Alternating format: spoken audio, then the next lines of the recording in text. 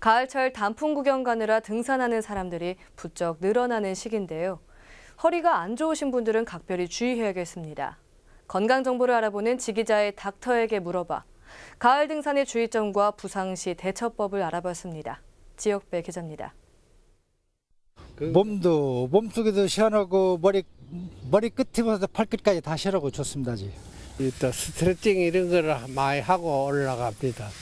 그러면 이 다리 운동이라든지 허리라든지 몸이 다 좋아지고요. 등산은 답답한 일상에서 벗어나 마음이 맞는 사람들과 대자연을 누비며 친목을 도모하고 운동을 할 수 있는 스포츠입니다.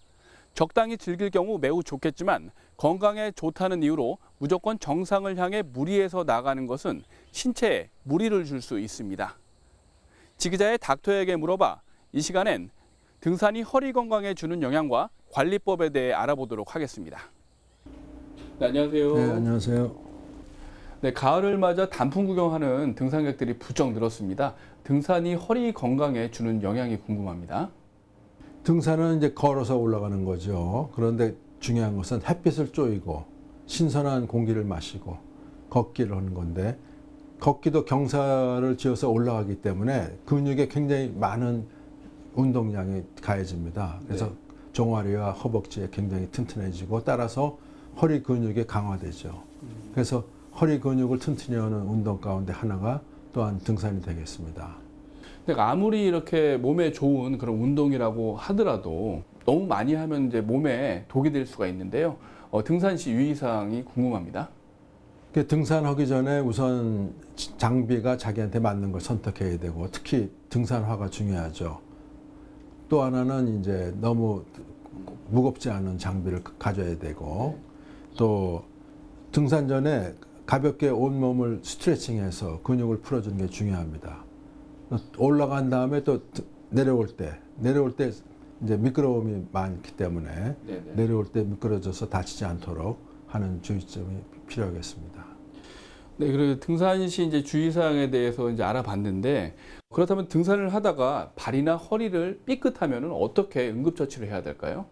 네, 그러면 그 사고 현장에서 다친 부위를 우선 누워서 안정시키고 부었나 안 부었나 만져보고 또 혹시 골절이 있나 없나 주변 사람들이 같이 간 사람이 만져주고 만약에 골절이 있으면 흔들흔들 하잖아요. 그러면 딱딱한 붕대를 대서 고정시킨 다음에 하산하는 게 좋고 골절이 없는 경우 그냥 붓기만 했다.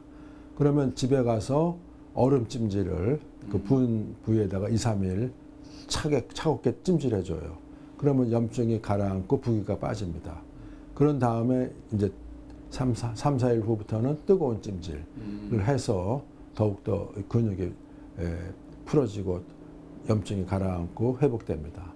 근데 그렇게 해서 일주일 동안에 대개 낫는 게 대부분인데 그래도 안 낫는 소수 환자는 계속 통증이 지속된다. 그러면 병원에 가서 정밀 진단을 받아야 합니다. 네, 통증이 계속된다면 병원을 방문해 이제 진료를 받기를 권하셨는데요. 그 이유가 궁금합니다. 이제 허리를 삐끗한 경우에는 허리부터 다리까지 막 방사통이 생기고 통증이 지속됩니다. 그런 경우에 디스크를 의심할 수가 있죠. 허리에 있는 디스크가 튀어나와서 신경을 찔렀기 때문에 다리로 내려가는 신경이 아프게 돼요. 등산 후에 허리를 삐끗했다. 그런 경우에 디스크 발생률이 상당히 높습니다. 그렇기 때문에 디스크인지 아닌지 확진하기 위해서 MRI 촬영을 해가지고 실제로 디스크가 생겼나 아닌지를 감별하는 게 중요하겠습니다. 네, 말씀 잘 들었습니다. 낭만적인 가을 등산이 허리 건강에는 안 좋은 영향을 미칠 수 있는 만큼 사전에 충분한 준비 운동으로 부상을 예방해야겠습니다.